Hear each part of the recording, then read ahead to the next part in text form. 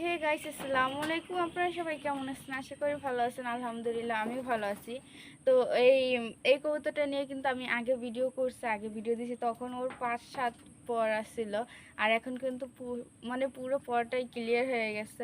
মিরা ফেদারটা পুরো ক্লিয়ার হয়ে গেছে। এই যে দেখে, এই দেখছেন,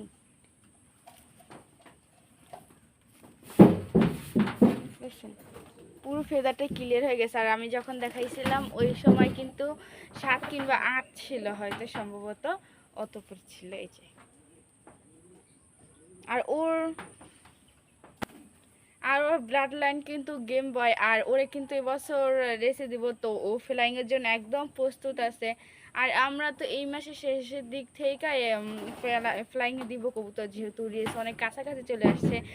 যারা আমার চ্যানেলটা সাবস্ক্রাইব করে না তারা অবশ্যই সাবস্ক্রাইব করে দিবেন, যাতে আমাদের রেসের সব ভিডিওগুলো আপনারা আগে আগে দেখতে পারেন। আর ভিডিওটা ভালো লাগলে কিন্তু অবশ্যই শেয়ার করে দিবেন।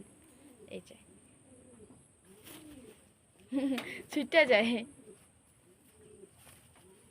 এই মানে বড় কবুতর নিয়ে ভিডিও করতে আমার অনেক বেশি কষ্ট, কিন্তু তবুও করি, কি আর করা। সবসময় তো আর বাচ্চা কবুতর নিয়ে ভিডিও করা যায় না, তাই না? এই যে,